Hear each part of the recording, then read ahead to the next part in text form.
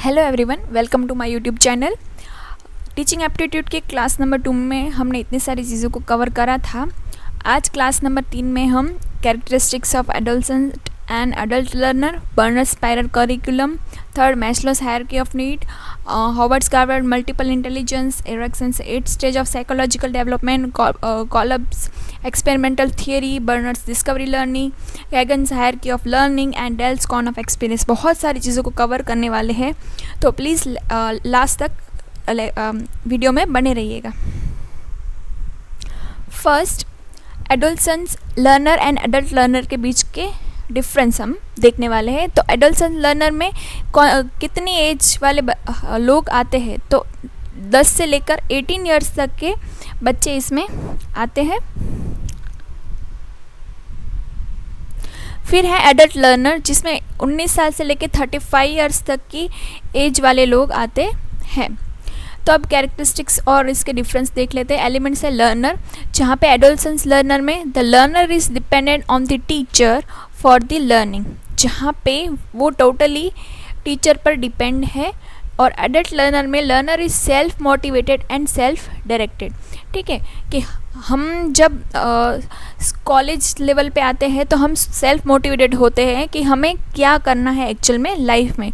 जहाँ पर 10 से लेके 18 ईयर्स तक के बच्चे होते हैं वो उनको सबसे ज़्यादा वो टीचर पे डिपेंडेंट होते हैं। फिर है role of learner's experience. The learner has little experience it has to build on. More than use as a resource, the experience of their instructor is most influential. ठीक है, जहाँ पे टीचर के एक्सपीरियंस को वो सबसे ज़्यादा इंपॉर्टेंस देते हैं, क्योंकि अभी तो वो छोटे हैं तो उनके पास इतना एक्सपीरियंस तो है नहीं। यहाँ पे अडल्ट लर्नर में learner have a tremendous amount of the life experience. Adults are a rich resource for one another. Experience become the source of their self identity. ठीक है, यहाँ पे अभी क्या होगा कि वो 18 ईयर्स का उनका जो लाइफ टेन्योर है उसमें उन्होंने जो जो चीज़ें सीखी है उसके बेसिस पर वो लाइफ में आगे क्या करना है वो डिसाइड करते हैं। फिर है orientation to learning. Learning is a process of acquiring prescribed subject matter. Content units are sequential according to the logic of the subject matter. यहाँ पे जो भी उनको पढ़ाना है वो कंटेंट एकदम सीक्वेंस वाइज होता है और एक प्रोसेस के थ्रू चीज़ें चलती हैं। जहाँ पे यहाँ learning must have a relevance to the real life task. Learning is organize around life work situation rather than subject matter. यहाँ पे सब्जेक्ट मैटर को सबसे ज़्यादा इंपॉर्टेंस दी जाती है और यहाँ पे सिचुएशन और लाइफ वर्क के अकॉर्डिंग दी जाती है। ठीक है, फिर है motivation for learning. Primarily motivated by external rewards and punishment, competition for the grades and the consequences of the failure.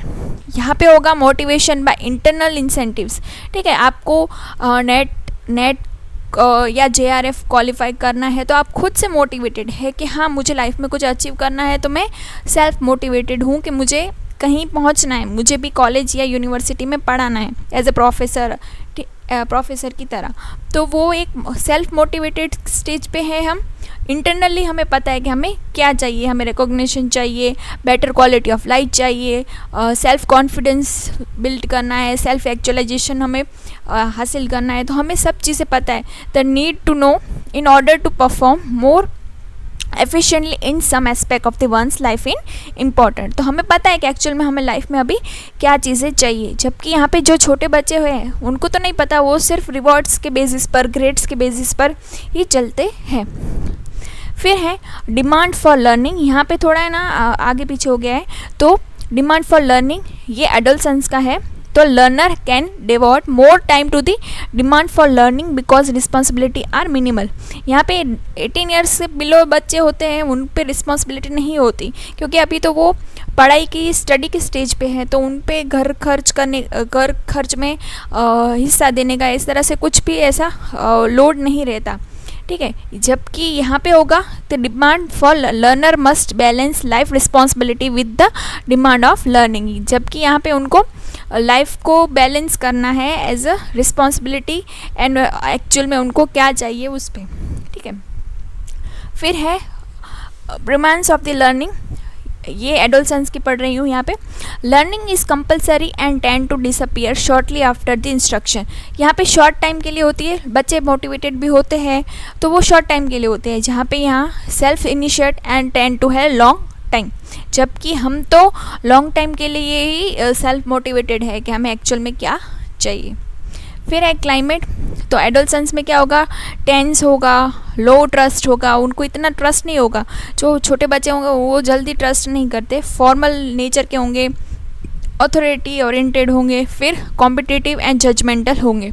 जबकि हमारी एज में क्या है कि हम थोड़े रिलैक्स हैं और लोगों पे ज़्यादा जल्दी ट्रस्ट भी कर लेते हैं, ट्रस्ट करना पसंद करते हैं, म्यूचुअली रिस्पेक्टफुल है, इनफॉर्मल है, हम जल्दी फ्रेंड्स बनाना पसंद कर लेते हैं, कोलैबोरेटिव एंड सपोर्टिव नेचर के हैं। फिर है diagnose of the need. Adolescence learner primarily by teaching system and teacher. यहाँ पे टीचर का रोल ही इम्पॉर्टेंट है। Learner is self motivated and self directed. Planning of curriculum primarily by teaching system and teacher. कौन curriculum ready करता है, teacher. यहाँ पे mutually by learner as a facilitator. यहाँ पे लर्नर खुद डिसाइड कर रहा है कि उसको एक्चुअल में लाइफ में क्या चाहिए, उसके अकॉर्डिंग वो सब चीज़ें सेट करेगा। और objective of learning, adolescence learner में objective are set by teaching system and objectives are predetermined and inflexible. जबकि एडल्ट लर्नर में objectives are set by mutual negotiation and objectives are flexible. तो हमारे objective flexible nature के होते हैं। ठीक है, अगर पर्टिकुलरली बाई चांस ऐसा हो कि हमारा इससे नेट नहीं क्लियर हो रहा है, तो पर्टिकुलर आप जिस भी स्टेट से बिलोंग करते हो तो आप सोचेंगे कि मैं पर्टिकुलर कम से कम नेट नहीं हो रहा है तो मैं कोई पर्टिकुलर जिस स्टेट से बिलोंग कर रहा हूँ तो वो सेट क्लियर कर दूँ।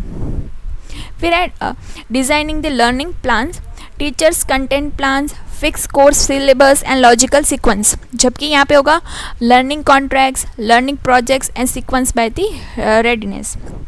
Learning activities, passive teaching method like transmitted techniques, assignment reading etcetera.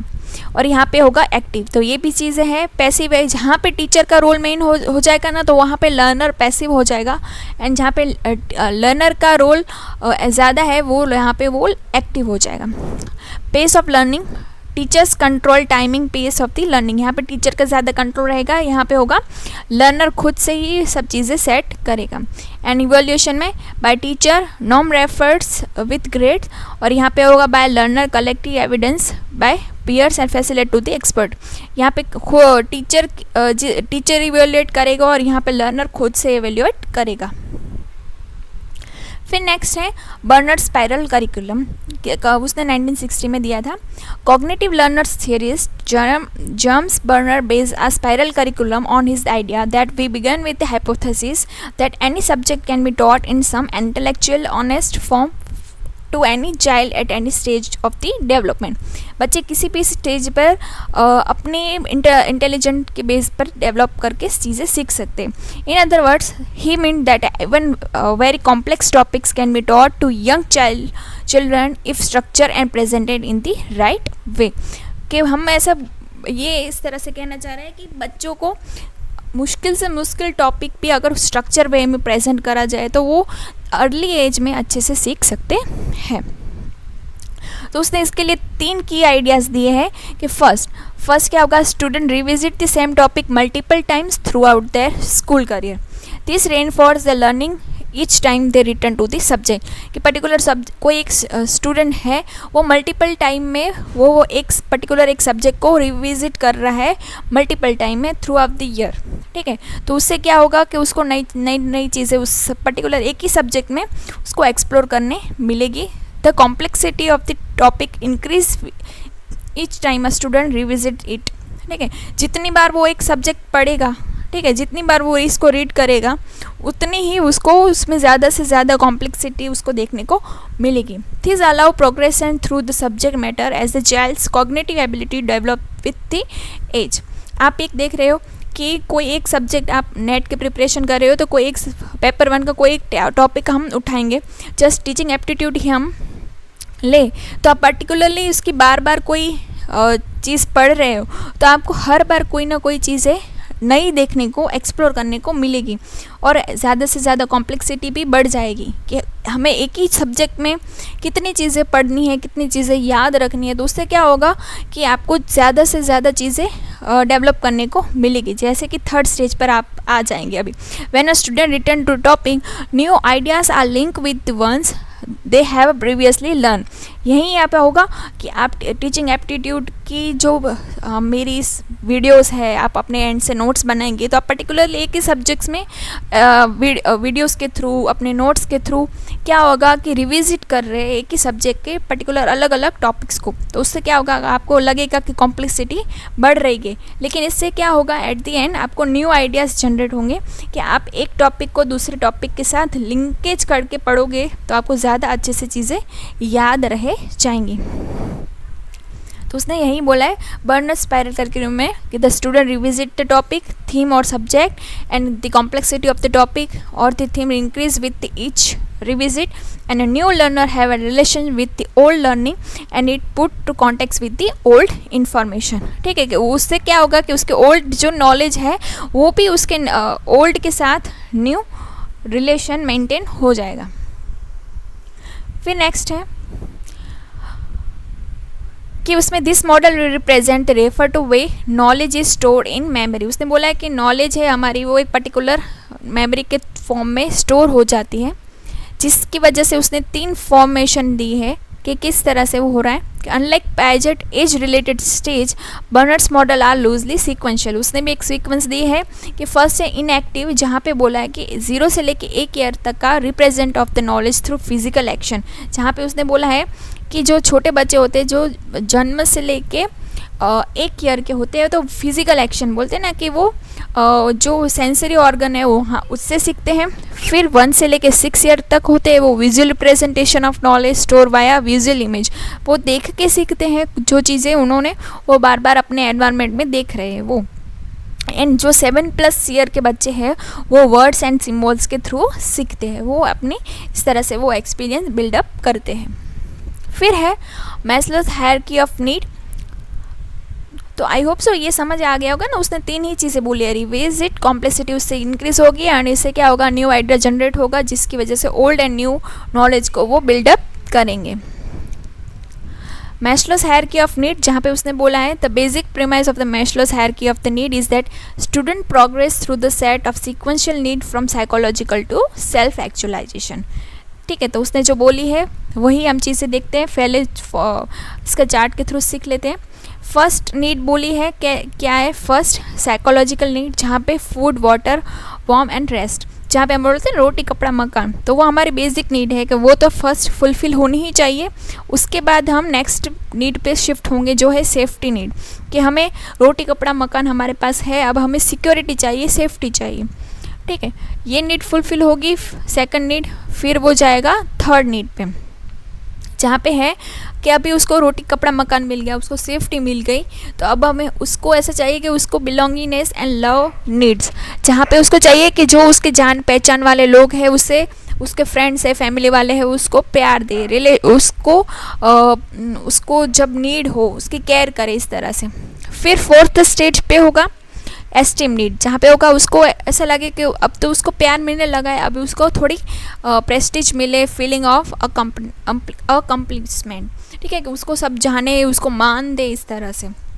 फिर उसके बाद होगी लास्ट स्टेज, बोला है कि सेल्फ एक्चुअलाइजेशन, जहाँ पे उसको लग रहा है कि अब उसने सब चीज़ें हासिल कर ली है, बस अभी वो full potential including creative activities, अब उसको सब अचीव कर लिया है, अब अगर वो संसार में सबसे अपेक्स पोजीशन पे है, इस तरह से वो फील कर रहा है। ठीक है, तो बेसिक नीड में ये 2 चीज़ें आ जाएंगी, रोटी, कपड़ा, मकान, मतलब साइकोलॉजिकल नीड, फिर सेफ्टी नीड। फिर साइकोलॉजिकल नीड में होगी belongingness and esteem need, and फिर है सेल्फ फुलफिलमेंट नीड। तो इस तरह से सीक्वेंस भी पूछ लेते हैं। यहाँ पे सबसे ज़्यादा कन्फ्यूजन हो जाता है कि सेल्फ एक्चुअलाइजेशन पहले आएगा, फिर एस्टीम नीड आएगी कि किस तरह से, तो एस्टीम नीड के बाद एक्चुअलाइजेशन हो जाएगा। तो ये चीज़ आपको ध्यान रखनी है। ठीक है, फिर है हार्वर्ड गार्डन्स मल्टीपल इंटेलिजेंस। तो Howard Gardner is an American developmental psychologist and professor of cognition and education at the Harvard Graduate School at the Harvard University. He publish Frames of Mind in 1983. कभी कभी books वगैरह या year भी पूछ लेते हैं तो थोड़ा ऐसे माइंड में रख सकते हैं, बहुत ज़्यादा जोर नहीं लगाना है चीज़ों को याद रखने के लिए, लिंकेज के थ्रू आप पढ़ सकते हैं. He laid down this theory as a multiple intelligence. Gardner's perceived intelligence as the ability to solve problems or make products that are useful in one of more cultural settings. तो उसने ये चीज़ों के बारे में एक्सप्लोर करा है Howard gardener ने, कि उसने बोला है कि ये सीक्वेंस के फॉर्म में नहीं है, उसने सिर्फ स्टेजेस बोले इस तरह से कि लोग बच्चे किस तरह से, कि हम किस तरह से चीज़ें सीख सकते हैं. तो स्पेशियल बोला है एक कि जहाँ पे कोई बंदे में इस तरह से उसके पास टैलेंट हो कि वो visualise the world in 3D के फॉर्म में वो वर्ड को देख सके, क्या वो चीज़ों को ज़्यादा एक्सप्लोर करना पसंद करता हो. किस किस तरह के लोग हैं इस तरह से बात करिए. फिर है इंट्रापर्सनल, जहाँ पे understanding your self, what you feel and what you want. जहाँ पे इस तरह के लोग होते हैं वो अपने आप को बहुत अच्छे से जानते हैं. ठीक है, हम बोलेंगे ना कि खुद को जान लिया तो जग को जान लिया. ठीक है, तो यहाँ पे इंट्रापर्सनल वाले जो इंटेलिजेंस वाले लोग होते हैं वो खुद को जान लेते हैं, इसलिए इसकी वजह से वो सुपीरियर हम बोल सकते हैं उनको. फिर है लिंग्विस्टिक, जहाँ पे हो गया finding the right word to express what you mean. जहाँ पे उनको शब्दों में बहुत बड़ी उनके पास कला होती है. फिर है बॉडीली या कैनेस्टिक, जहाँ पे होगा coordinating your mind with your body. जहाँ पे वो अपनी माइंड के साथ अपनी बॉडी को भी बहुत ज़्यादा फ्लेक्सिबल वे में रख सकते हैं, जिसकी वजह से क्या होगा कि वो ज़्यादा से ज़्यादा स्पोर्ट्स वगैरह चीज़ों में एक्टिव रहते हैं. फिर है इंटरपर्सनल, जहाँ पे होगा कि sensing and people's feeling and motivation. वहाँ पे ये बहुत बंदा वो सही होगा कि वो सामने वाले बंदे की फीलिंग्स को भी समझ पाएगा. फिर है एक्सटेंशियल, जहाँ पे होगा taking the questions of why we live and why we die. ये इस तरह के लोग होंगे, वो एकदम बोलेंगे ना कि बहुत अच्छे किस्म के लोग होंगे जो संसार मतलब वो इस मोह माया से परे वाले लोग होंगे. फिर है लॉजिकल मैथमेटिक्स, जहाँ पे होगा qualifying things, making hypothesis and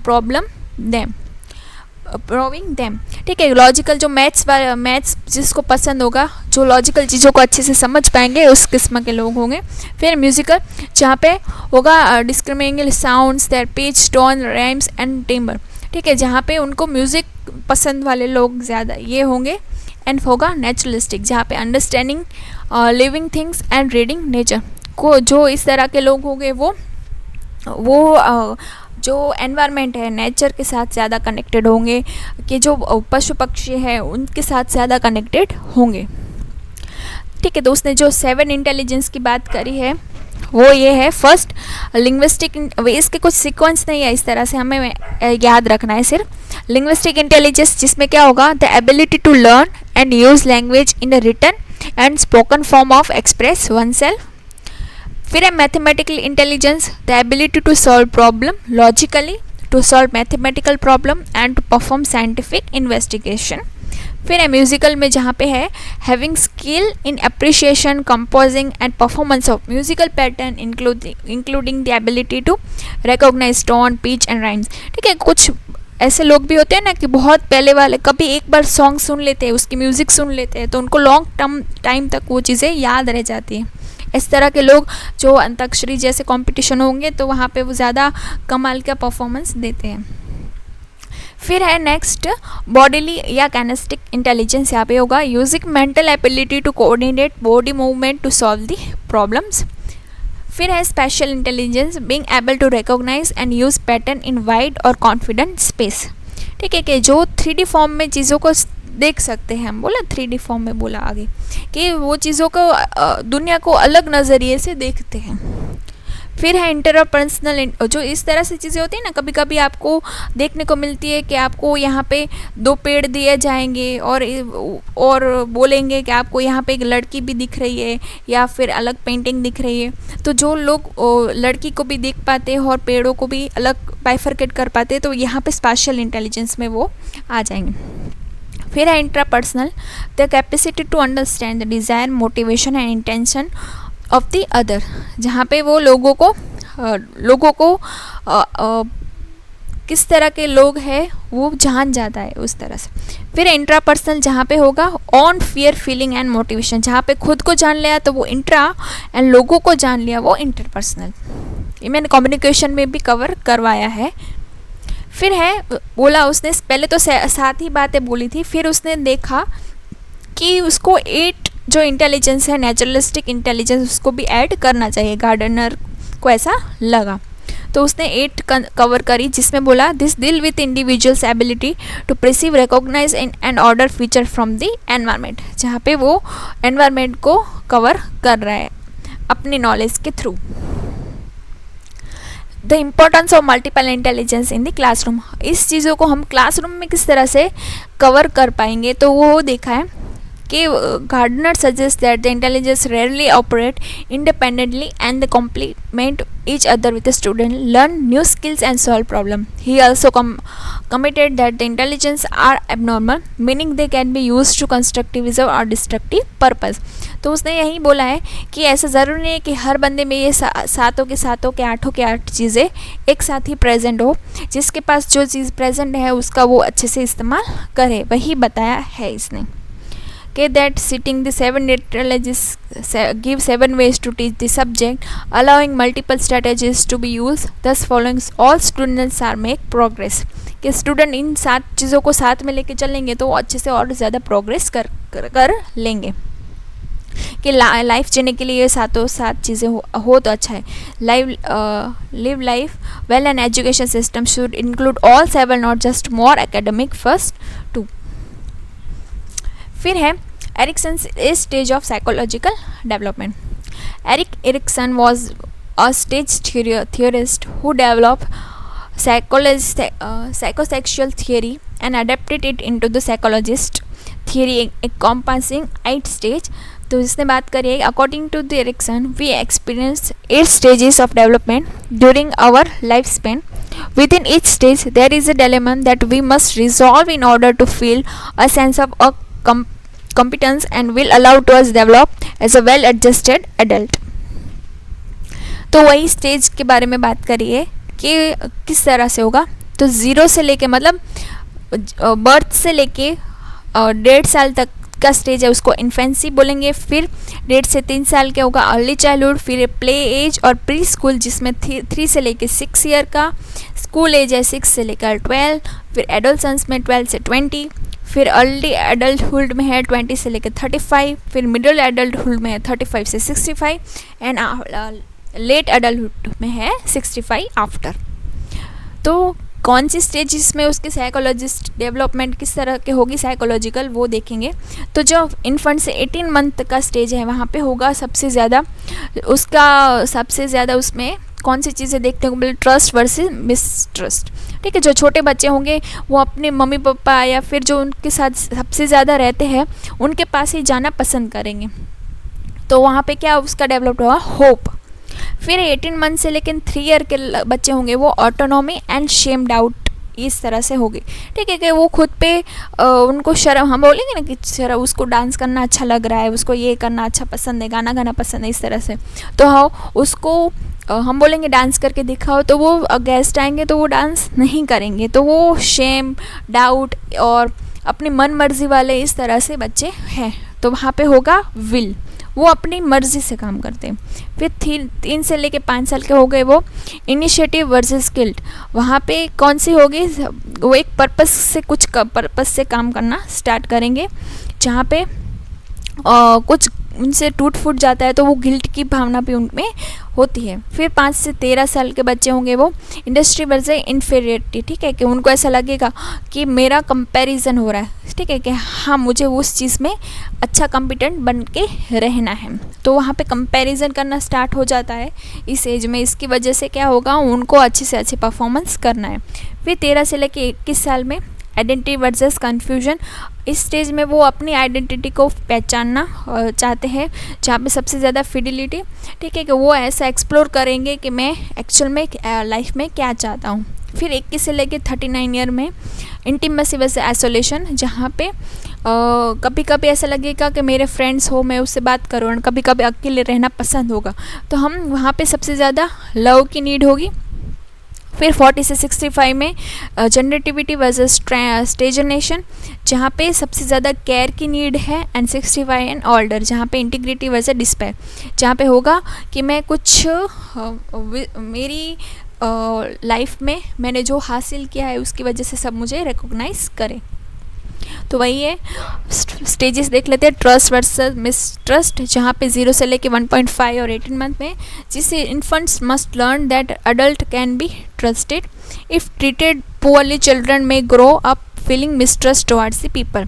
ठीक है कि अगर वो छोटे बच्चों को हम अच्छे से परवरिश नहीं देंगे तो बड़े होकर वो लोगों पे ट्रस्ट नहीं कर पाएंगे। फिर एटोनॉमी वर्सेस शेम, जहाँ पे me do it stage, children start to make decision and show the preference of elements in their environment such as what cloth to wear or what toy they prefer.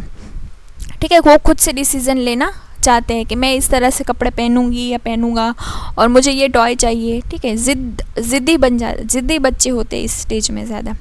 फिर है initiative versus guilt, जहाँ पे this stage involve children learning to play and achieve goals involving others.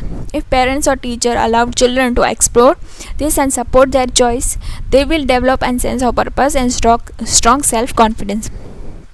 इस stage में अगर वो बच्चे कुछ गलती भी कर लेते हैं, फिर अगर टीचर एंड पेरेंट्स की ओर से बच्चों को सपोर्ट मिलता है कि नहीं तूने गलती करी है लेकिन तूने उस गलती को मान भी लिया और आगे इस चीज़ों का ध्यान रखना, इस तरह से, तो उनमें सेल्फ कॉन्फिडेंस इंक्रीज़ होता है और आगे वो इस तरह से गलती नहीं करते।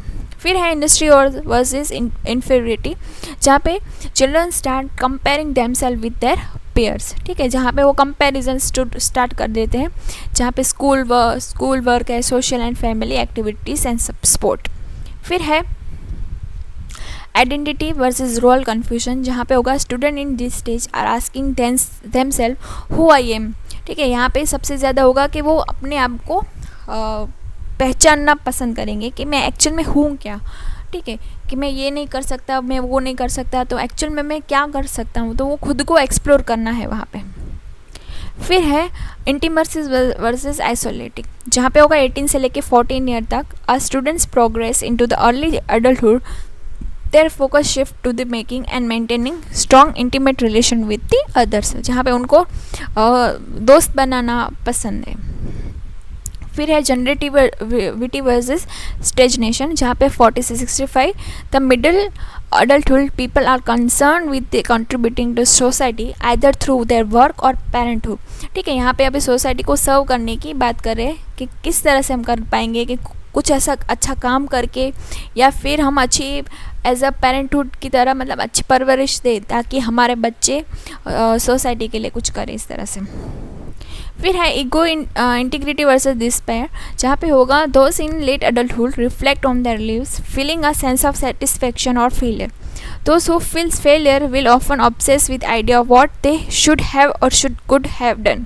ठीक है, अगर वो अपने लाइफ के 65 ईयर्स को अच्छे से एंजॉय करा है तो वो इस तरह से ट्रीट करेगा लोगों को, और उसने अगर नहीं करा है तो उसके अंदर जो नहीं करने वाली भावना है वो इंक्रीज हो जाएगी कि और क्या वो should have and could have done, कि अभी और आगे वो क्या कर सकता है। फिर है कॉलप्स एक्सपेरिमेंशियल लर्निंग थियरी, जहाँ पे फर्स्ट है वो किस तरह से करेगा, कॉन्क्रीट एक्सपीरियंस, डूइंग और हैविंग एन एक्सपीरियंस। फिर है रिफ्लेक्टिव ऑब्जर्वेशन, फिर एब्स्ट्रैक्ट कॉन्सेप्चुअलाइजेशन, एंड फिर है एक्टिव एक्सपेरिमेंटेशन। इसको ऐसे एक चार्ट के फॉर्म में समझते हैं। फर्स्ट जहाँ पे कॉन्क्रीट एक्सपीरियंस, जहाँ पे उसको एक कैट है उसको क्या लगेगा, इट स्मेल्स नाइस, कि वो उसका जो ऑनर है उसने कुछ लेके आए हैं, ठीक है, बैग में, तो वो किस तरह से उसने कॉन्क्रीट एक्सपीरियंस में किस तरह से सीखा, डूइंग और हैविंग एन एक्सपीरियंस, कि उसको पता है कि पहले भी इस बैग में इस तरह से कुछ स्मेल आती है तो मेरे लिए कुछ लाया जाता है। तो सेकंड स्टेज पे क्या होगा कि when the bag smells like that I get something to it, तो ये होगा रिफ्लेक्टिव ऑब्जर्वेशन। तो उसको क्या हुआ, रिव्यूइंग और रिफ्लेक्टिंग ऑन द एक्सपीरियंस, उसको एक्सपीरियंस के बेस पे पता चला। फिर क्या होगा थर्ड, एब्स्ट्रैक्ट कॉन्सेप्चुअलाइजेशन में, oh wow this means this bag में contain a treat for me, तो उसको अभी कंफर्म पता चल गया कि हाँ उस बैग में तो कुछ है जिसको मुझे मिलेगा। फिर तो ये क्या हुआ थर्ड स्टेज पे, एब्स्ट्रैक्ट के कंक्लूडिंग और लर्निंग फ्रॉम द एक्सपीरियंस, जो उसने एक्सपीरियंस करा वो एक्चुअल में अब उसको कंक्लूड मिलने वाला है। एंड फोर्थ में क्या होगा कि एक्टिव एक्सपेरिमेंटेशन, जहाँ पे आई वॉज राइट, कि हाँ उसको सेटिस्फेक्शन मिलेगा कि हाँ कि मैंने जो बोला वो उस तरह से ही सही बात है। प्लानिंग और drawing out what was the learn, तो यही है कंक्रीट, जहाँ पे उसको पहले चीज़ें जो पता है वहाँ से एक्सपीरियंस हुआ एंड उस एक्सपीरियंस के थ्रू उसने फिजिकल फॉर्म में वो चीज़ हासिल कर ली। कॉन्क्रीट एक्सपीरियंस, जहाँ पे उसको कुछ फीलिंग हुआ, learning from specific experience and relating to the people sensitive to the others feelings. फिर है रिफ्लेक्टिव ऑब्जर्वेशन, जहाँ पे होगा watching, observing before making a judgement by viewing the environment from different perspective, looks for the meaning of the things. And third है abstract, जहाँ पे वो thinking करेगा, logical analysis of ideas and acting and intellectual understanding of the situation. And fourth में doing, active experimentation, जहाँ पे ability to get things done by the influencing people and events through the action including risk taking. ठीक है, तो feeling, watching, thinking and doing, जहाँ पे जिस तरह से सम एग्जाम्पल देखें तो लर्निंग टू राइड बाइक्स, कैसे वो करेगा, reflective observation, thinking about the riding and watching another person ride a bike. फिर रिफ्लेक्टिव में ये होगा। फिर एब्स्ट्रैक्ट कॉन्सेप्चुअलाइजेशन में क्या होगा, understanding the theory and having a clear grasp of the biking concept. फिर कॉन्क्रीट एक्सपीरियंस में receiving practical tips and techniques from the biking expert. And active में leaping the bikes and having go at it. Reflective से ये start करेगा, ठीक है, reflective से start करके एब्स्ट्रैक्ट से, कॉन्क्रीट से एक्टिव तक वो जाएगा, कि किसी को बाइक चलाते वो देखेगा, फिर उसको अंडरस्टैंड करेगा कि हाँ वो बाइक किस तरह से चला रहा है, और इसके थ्रू वो अभी एक्सपर्ट को पीछे बिठा के वो बाइक को फिर एक्चुअल में एक्टिव एक्सपेरिमेंटेशन में वो चलाएगा। फिर इसमें ये एक learning is a process where knowledge is created through the transformation of experience. Learning एक प्रोसेस है, जबकि knowledge is created through the transformation of experience, की जबकि नॉलेज वो क्रिएट कर रहा है जिसकी वजह से हम एक्सपीरियंस के थ्रू ट्रांसफॉर्म होंगे। फिर नेक्स्ट यही बात है कॉन्क्रीट एक्सपीरियंस में, जहाँ पे फीलिंग है, जिसकी कहाँ क्या होगा, diverging feelings and feel and watch. फिर है रिफ्लेक्टिव ऑब्जर्वेशन, जहाँ पे वो वॉच करेगा। फिर है एब्स्ट्रैक्ट कॉन्सेप्चुअलाइजेशन, जहाँ पे थिंकिंग। फिर है एक्टिव में डूइंग, तो feeling, watching, thinking and doing. इसके बीच में सब क्या होगा, experience, grasping and transforming. Experience, grasping and transforming.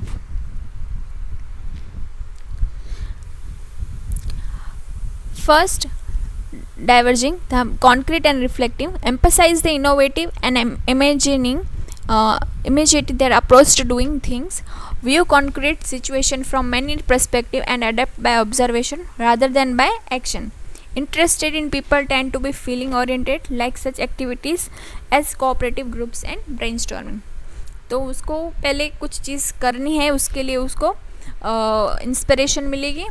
फिर असेंबलिंग, जहाँ पे होगा pulls a number of different observation and through into a integrated whole, like a reason inductivity and create models and theories like to design projects and experiment. And convergence में क्या होगा, emphasize the practical application, वो practical application पे वो ज़्यादा importance देगा, and idea and solving problem like decision making, problem solving and the practical application of the idea.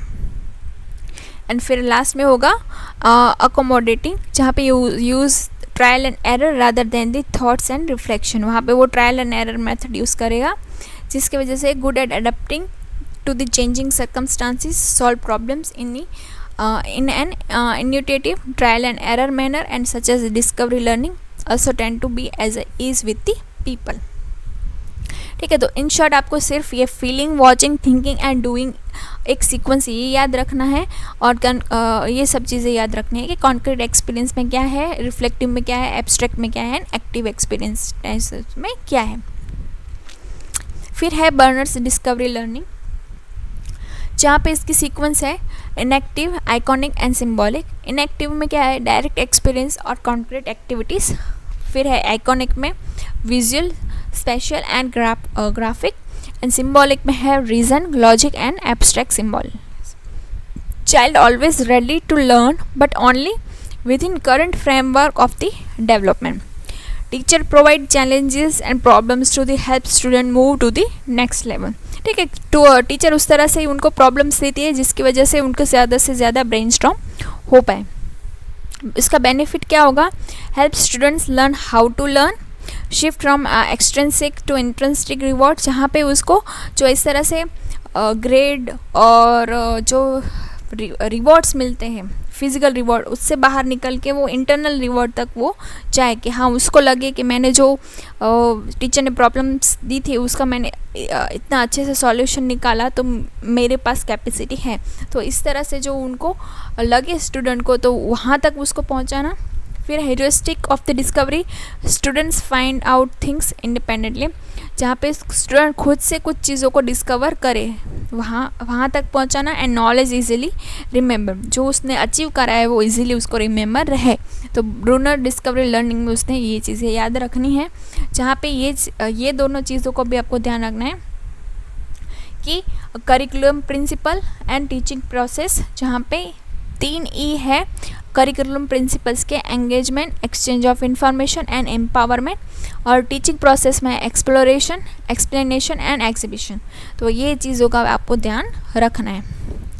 फिर है Gagne's hierarchy of the learning, जहाँ पे बोला है 1956 the American educational psychologist Robert M Gagne's proposed a system of classifying different types of learning in terms of the degree of complexity of the mental process involved। तो mental मतलब ये सब चीज़ें intelligence की चीज़ पर बेस है। तो इसने यही चीज़ बोली है, इसकी हायरार्की देख लेते हैं।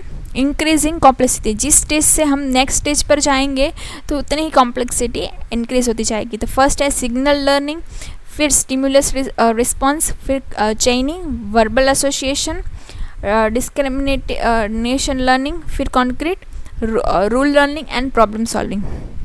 तो एक एक करके ये देख लेते हैं। फर्स्ट स्टेज पर सिग्नल लर्निंग, जहाँ पे होगा this is a simplest form of learning and the consist easily to the classical conditioning और ऑपरेंट कंडीशनिंग, ये सब चीज़ें हमने क्लास 2 में देख ली है, तो आप वहाँ से भी अच्छे से देख सकते हो। The application of the classical conditioning is facilitate the human learning are however very limited. तो क्लासिकल कंडीशनिंग में हमने जहाँ पे वो डॉग वाला एग्जाम्पल जिस क्लास 2 में देखा था ना, वही है कि फर्स्ट स्टेज पे वही है सिग्नल लर्निंग, जहाँ पे कुछ सिग्नल की हेल्प से हमें चीज़ें सीखनी है, जहाँ पे स्टिमुलस एंड रिस्पॉन्स आता है। फिर है this some stimulus response learning, जहाँ पे होगा ये ऑपरेंट कंडीशनिंग जैसा है, जहाँ पे हमें रिवॉर्ड एंड पनिशमेंट मेन है। तो ये भी इसका ही पार्ट है, मैंने ये करवा दिया है। फिर है third चेनिंग, this is the more advanced form of learning in which the subject develops the ability to connect two or more previously learned stimulus response bound into the link sequence. It is the process where most complex psychomotor skills are learned। ठीक है, कि most complex जिस तरह से riding a bikes और playing a piano, जो जिस तरह से साइकोमोटर डोमेन जो स्किल बेस्ड है, वो चीज़ों को 2 से ज़्यादा चीज़ों को वो सीख रहा है और याद रख रहा है। फिर है verbal association. This is a form of chaining in which the links between the items being connected are verbal in nature. Verbal association is one of the key process in the development of the language skill. जहाँ पे verbal association में हम language के साथ उसको connect करा है कि language skills हमारी कैसे है कि हम उसको किस तरह से अपनी knowledge के साथ connect कर रहे हैं.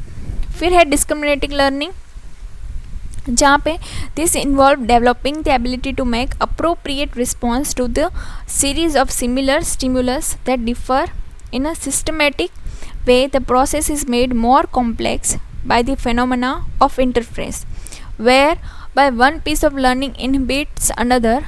Interference is thought to be one of the main cause of the forgetting. ठीक है, जहाँ पे दो चीज़ों को हम एक साथ सीख रहे हैं, जिसकी वजह से हम अगर एक चीज़ से दूसरी चीज़ पर शिफ्ट हो रहे हैं तो हम पुरानी वाली को कुछ ना कुछ मिस कर रहे हैं, तो वो हो जाएगी डिस्क्रिमिनेटिंग लर्निंग. फिर है concept learning. This involves developing the ability to make a consistent response to the different stimuli that form common class or category of some sort. It forms the basis of the ability to generalize and classify. जहाँ पे concept learning नाम से पता चल रहा है कि किसी चीज़ को हम प्रॉपर कॉन्सेप्ट के साथ चीज़ों को ग्रास्प करने की सोच रहे हैं. फिर है रूल लर्निंग, जहाँ पे this is the very high level cognitive process that involve being able to learn relationship between the concept and apply this relationship. जब हम रूल लर्निंग में क्या होगा, जो कॉन्सेप्ट हमने पीछे सीखा, क्योंकि ये सब सीक्वेंस में ही जा रहा है ना, तो कॉन्सेप्ट जो सीखा उसको अपने को अप्लाई करना है इन रिलेशनशिप. फिर है last problem solving. This is the highest level of a cognitive process according to the Gagne's. It involve developing the ability to invent a complex rules, algorithms or procedure for the purpose of solving one particular problem and then using the method to solve another problem of the similar nature. ठीक है, problem solving में सब चीज़ें ये हैं. ठीक है, तो ये सीक्वेंस वाइज हमें चीज़ें याद रखनी है, तो हमें इस तरह से ही याद रखनी है. तो उसका एक न्यूमोनिक्स बना देंगे SS, जहाँ पे होगा signal learning, stimulus response, SSC, तो चेनिंग. फिर है VD, जहाँ पे वर्बल एसोसिएशन एंड डिस्क्रिमिनेटिंग. फिर रखेंगे CRP. ठीक है, concept learning, rule learning and problem solving. आपको सीक्वेंस ही याद रखना है, इस तरह से ही पूछते हैं. बाकी तो चीज़ें आप अच्छे से, अगर असर्शन रीजनिंग वाले भी क्वेश्चन आएंगे ना अंदर से, तो आप भी अच्छे से फिर उसको सॉल्व कर पाएंगे, पर पहले आपको सीक्वेंस याद रखना ही पड़ेगा. SSC तो signal learning, stimulus response chain. फिर VD विजुअल वर्बल से डिस्क्रिमिनेशन, कॉन्सेप्ट से लेकर रूल तक एंड रूल से लेकर प्रॉब्लम सॉल्विंग तक. SSC, VD, CRP. तो इस तरह से आपको एक न्यूमोनिक्स के थ्रू भी हमने कवर कर लिया इस चीज़ को. फिर है डेल्स कॉन ऑफ एक्सपीरियंस, जहाँ पे उसने बोला है कि कोई बंदा अपने को चीज़ों को हम किस तरह से लर्न करते हैं, तो पीपल किस तरह से लर्निंग एक्टिविटीज़ की बात करी है.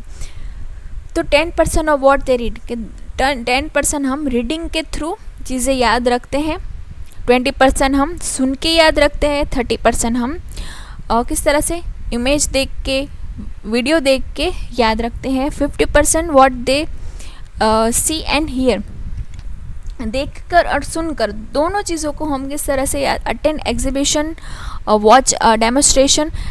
एग्ज़ाम में ना इस तरह से पूछ लेते हैं कि attend exhibition and watch demonstration, तो वहाँ पे कितना परसेंट आ जाएगा, तो 50%.